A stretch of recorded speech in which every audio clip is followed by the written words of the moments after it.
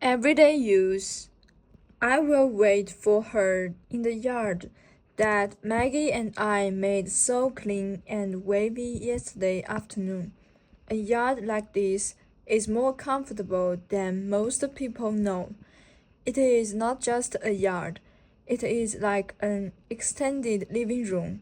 When the hard clay is swept clean at the floor and the fine sand around the edges lined with tiny, irregular grooves, anyone can come and sit and look up into the elm tree and wait for the breezes that never come inside the house. Maggie will be nervous until after her sister goes. She will stand hopelessly in corners, homely and ashamed of the burn scars down her arms and legs, eyeing her sister with a mixture of envy and awe. She thinks her sister has held life always in the palm of one hand, that no is a word the world never learned to say to her. You've no doubt seen those TV shows where the child who has made it is confronted, as a surprise, by her own mother and father, tottering in weakly from backstage. A pleasant surprise, of course. What would they do if parent and child came on the show only to curse out and insult each other? On TV, mother and child embrace and smile into each other's faces. Sometimes the mother and the father weep. The child wraps them in their arms and leaned across the table to tell how she would not have made it without her help. I have seen these programs. Sometimes I dream a dream in which Dee and I are suddenly brought together on a TV program of this sort, out of dark and soft-seated limousine. I am ushered into a bright room filled with many people. There I met a smiling, gray, sporty man like Johnny Carson, who shakes my hand and tells me what a fine girl I have. Then we are on the stage and Dee is embracing me with tears in her eyes. She pins on my dress a large orchid, even though she has told me once that she thinks orchids are tacky flowers. In real life, I am a large, big-boned woman with rough, man-walking hands. In the winter, I wear flannel nightgowns to bed, and overall during the day, I can kill and clean a hog as mercilessly as a man. My fat keeps me hot in zero weather. I can walk outside all day, breaking ice to get water for washing. I can get pork liver cooked over the open fire minutes after it comes steaming from the hog. One winter, I knocked a bull calf straight in the brain between the eyes with a sledgehammer and had the meat hung up to chill before nightfall. But of course, all this does not show on television. I am the way my daughter would want me to be. 100 pounds later, my skin like an uncooked berry pancake. My hair glistens in the hot bright lights. Johnny Carson has much to do to keep up with my quick and witty tongue. But that is a mistake. I know even before I wake up, who ever knew a Johnson with a quick tongue? Who can even imagine me looking a strange white man in the eye? It seems to me I have talked to them always with one foot raised in flight, with my head filmed in whichever way is farthest from them. Dee, though, she would always look anyone in the eye, Hesitation was no part of her nature. How do I look, Mama? Maggie says, showing just enough for her thin body, enveloped in pink skirt and red blouse for me to know she is there, almost hidden by the door. Come out into the yard, I say. Have you ever seen a lame animal? Perhaps a dog run over by some careless person rich enough to own a car. Sidle up to someone who is ignorant enough to be kind to them. That is the way my Maggie works. She has been like this, chin on chest, eyes on round, feet on shuffle, ever since the fire that burned the other house to the ground. Dee is lighter than Maggie, with nicer hair and a full figure. She is a woman now, though sometimes I forget. How long ago was it that the other house burned? 10, 12 years. Sometimes I can still hear the flames and feel Maggie's arms sticking to me, her hair smoking and her dress falling off her in little black peppery flecks. Her eyes seemed stretched open, blazed open by the flames reflected in them. And indeed, I see her standing off under the sweet gum tree. She used to dig gum out of a look of concentration on her face as she watched the last digging gray board of the house fall in toward the red-hot brick chimney. Why don't you do a dance around the ashes? I'd want to ask to her. She had hated the house that much. I used to think she hated Maggie too, but that was before we raised the money, the church and me, to send her to Augusta to school. She used to read to us without pity, forcing words, lies, other folks' habits, whole leaves upon us too, sitting trapped and ignorant underneath her voice.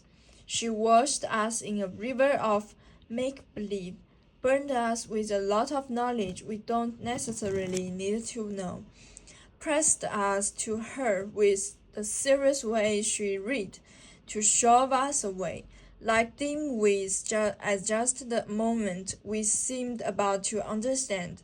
They wanted nice things, a yellow organdy dress to wear to her graduation from high school, black pumps to match a green suit she'd made from an old suit Sunday gave me. She was determined to stare down any disaster in her efforts. Her eyelids would not flicker for minutes at a time. Often I've thought of the temptation to shake her. At 16, she had a style of her own, and knew what style was. I never had an education myself. After second grade, the school was closed down. Don't ask my why. In 1927, colored ask fewer questions than they do know.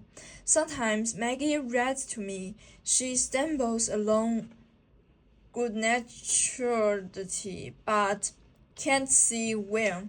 She knows she is not bright like good looks and money. Quickness passes her by. She will marry John Thomas, who has mostly teeth in an earnest face, and then I will be free to sit here and I guess just sing church songs to myself. Although I never was a good singer, never could carry a tune, I was always better at man's job.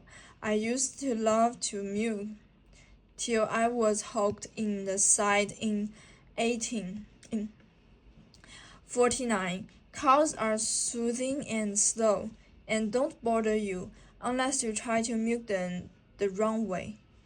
I have deliberately turned my back on the house. It is 3 rooms, just like the one that burned, except the room is thin. They don't make shingle roofs anymore. There are no real windows, just some holes cut in the sides, like the portholes in a ship, but not round and not square, with rawhide holding the shutters on the outside. This house is in a pasture too, like the other one. No doubt when Dee sees it, she will want to tear it down. She wrote me once that no matter where we choose to live, she will manage to come to see us, but she will never bring her friends. Maggie and I thought about this, and Maggie asked me, Mama, when did Dee ever have any friends? She had a few. Furtive boys in pink shirts hanging about on wash day after school. Nervous girls who never laughed, impressed with her. They worshipped the well-turned phrase, the cute shape, the scathing humor that erupted like bubbles in rain. She read to them. When she was courting Jimmy T, she didn't have much time to pay to us, but turned all her fault-finding power on him. He flew to marry a cheap city girl from a family of ignorant, flashy people. She hardly had time to recompose herself. When she comes, I will meet, but there they are. Maggie attempts to make a dash for a house in her shuffling way, but I stay her with my hand. Come back here, I say, and she stops and tries to dig a well in the sand with her toe. It is hard to see them clearly through the strong sun, but even the first glimpse of leg out of the car tells me it is Dee. Her feet were always neat-looking, as if God himself had shaped them with a certain style. From the other side of the car comes a short, stocky man. Hair is all over his head, a foot long, and hanging from his chin like a kinky mortal tail. I hear Maggie suck in her breath. It what it sounds like when you see the wriggling end of a snake just in front of your foot on the road. The next, just down to the ground. In the hot weather, a weather so loud it hurts my eyes.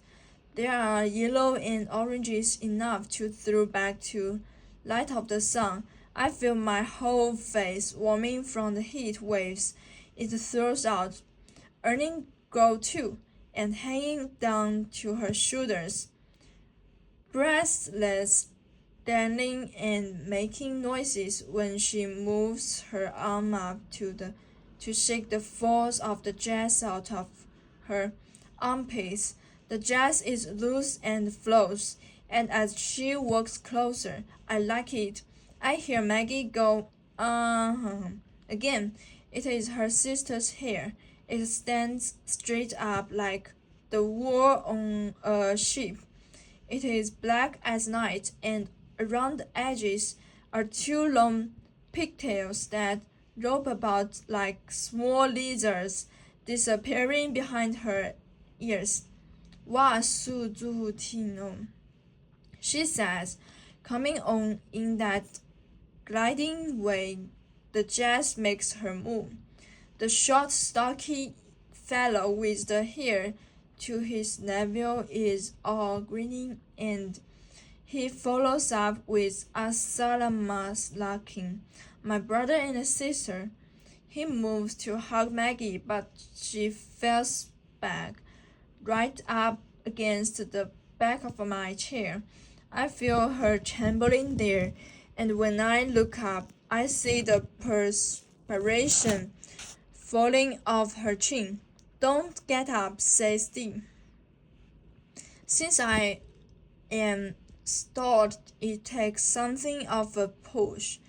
You can see me trying to move a second or two, before I make it. She turns, showing white heels through her scandals, and goes back to the car. Out she picks next with a Polaroid. She stoops down quickly and snaps off picture after picture of me, sitting there in front of the house with Maggie covering behind me. She never takes a shot without making sure the house is included. When a cow comes nibbling around the edge of the yard, she snaps it and me and Maggie and the house. Then she puts the Polaroid in the back seat of the car and comes up and kisses me on the forehead.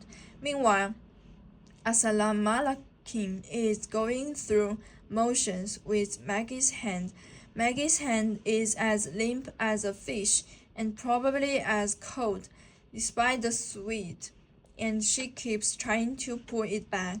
It looks like Assalamualaikum wants to shake hands but wants to do it fancy. Or maybe he don't know how people shake hands. Anyhow, he soon gives up on Maggie. Well, I say D. No, Mama, she says. No, not D. Wanderer Lee Wanaki came home. What happened to D? I wanted to know. She died. One girl said. I couldn't bear it anymore, being named after the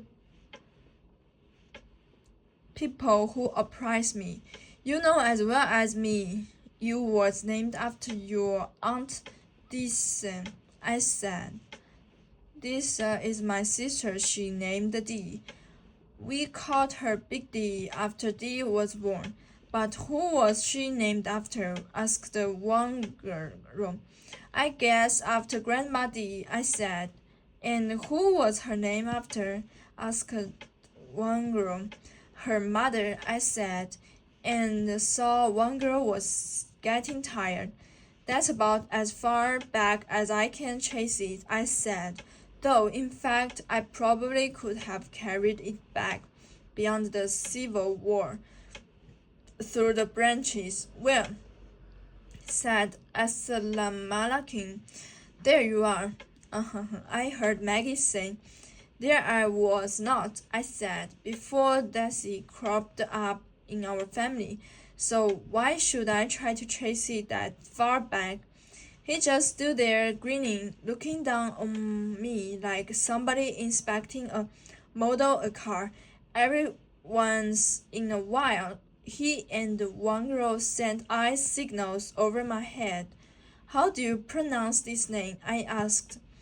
You don't have to call me by it if you don't want to, said one girl. Why shouldn't I? I asked. If that's what you want us to call you, we will call you. I know it might sound awkward at first, said one girl. I will get used to it, I said. Ream it out again. Well, soon we got the name out of the way, as the Assalamualaikum had a name twice as long and 3 times as hard. After I tripped over it 2 or 3 times, he told me to just call him Hakim Barber. I wanted to ask him, was he a barber, but I didn't really think he was, so I didn't ask. You must belong to those beef cattle people down the road, I said.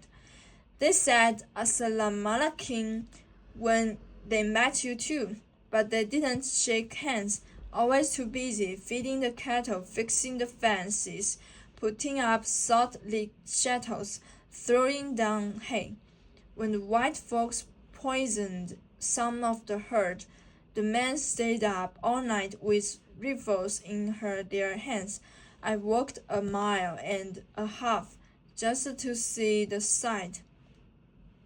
Hakim a barber said, I accept some of their doctrines, but farming and raising cattle is not my style. They didn't tell me, and I didn't ask, whether Wangergo had really gone and married him. We sat down to eat, and right away he said he didn't eat carrots and pork was unclean.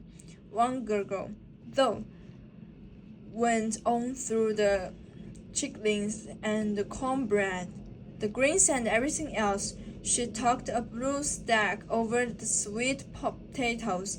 Everything delighted her, even the fact that we still used the benches her daddy made her, the table, when we couldn't afford to buy chairs. Oh, Mama, she cried, then turned to hanking a barber. I never knew how lovely these benches are. You can feel the champ's prints, she said, running her hands underneath her and along the bench. Then she gave a sigh and her hand closed over Grandma Dee's butter dish. That's it, she said.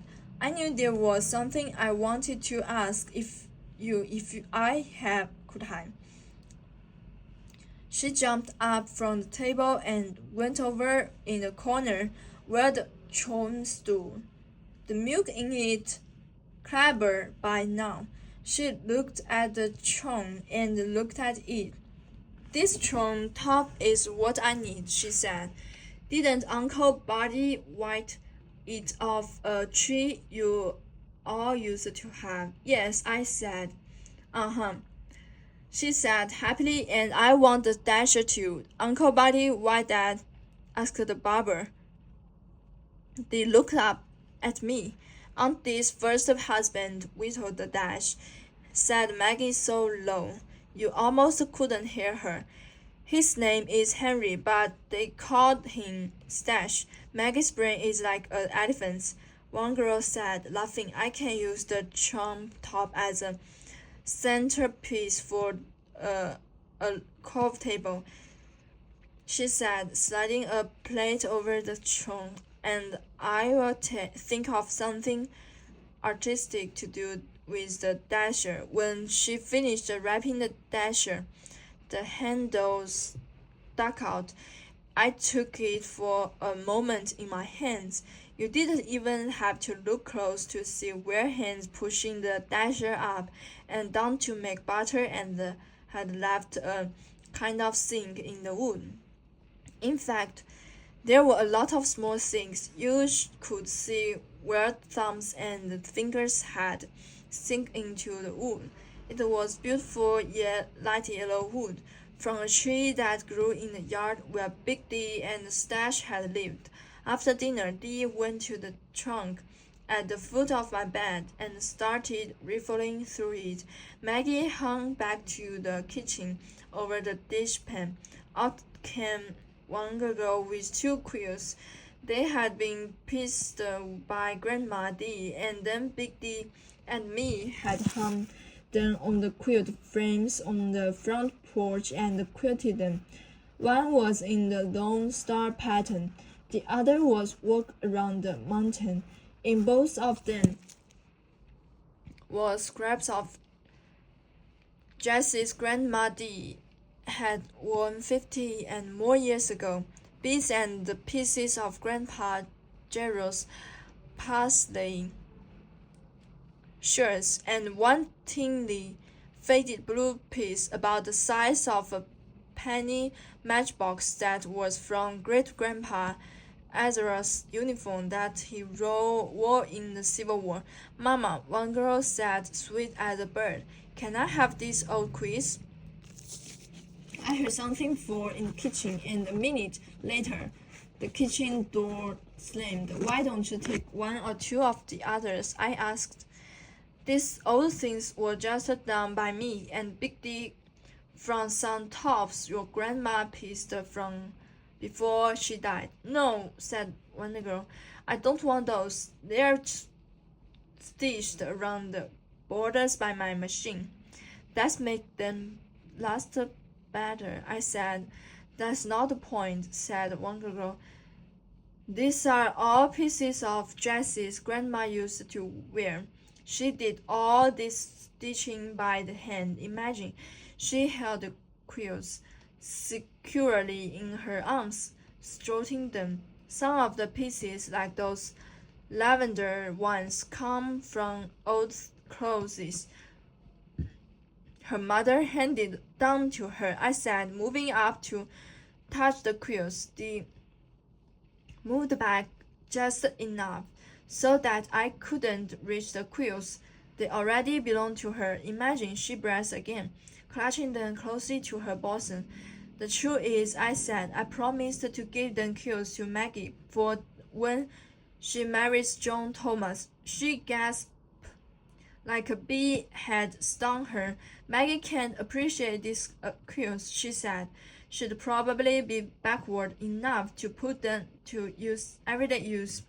I reckon she would. I said, God knows I've been saving for long enough with nobody using them. I hope she will. I didn't want to bring up how I had offered Dee a quilt when she went away to college. Then she had told they were old-fashioned, out of style, but they're priceless, she was saying now furiously, for she has a temper. Maggie would put them on the bed, and in 5 years they'd be in rags, less than that. She can always make some more. I said, Maggie knows how to quilt. Dee looked at me with hatred. You just will not understand. The point is these quilts. Well, I said, stumped. What would you do with them? Hang them, she said, as if that was the only thing you could do with quilts. Maggie by now was standing in the door. I could almost hear the sound her feet made as they scraped over each other. She can't have them, Mama, she said, like somebody used to never winning anything or having anything reserved for her. I can't remember Grandma Dee without the quills. I looked at her hard. She had filled her bottom lip with chicory berry snuff and gave her face a kind of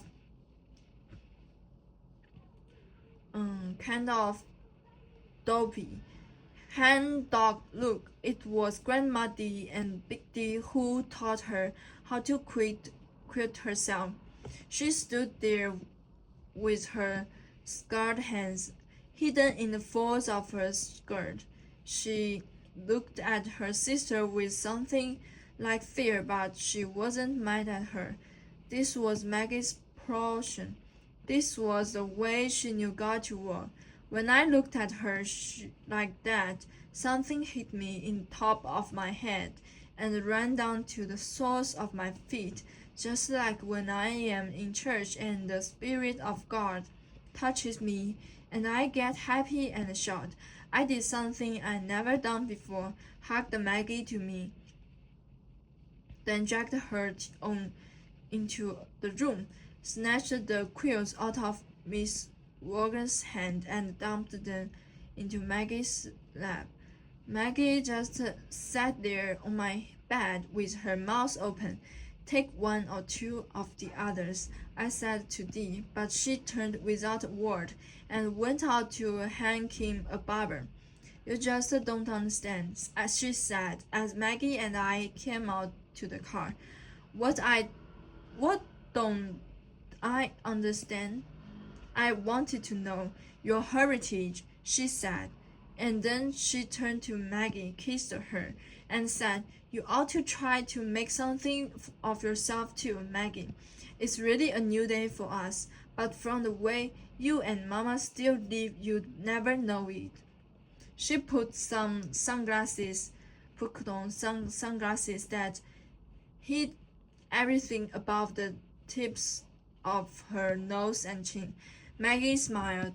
Maybe it's at the sunglasses, but a real smile, not scared. After we watched the car dust settle, I asked Maggie to bring me a dip of snuff, And then the two of us sat there just enjoying until it was time to go in the house and go to bed.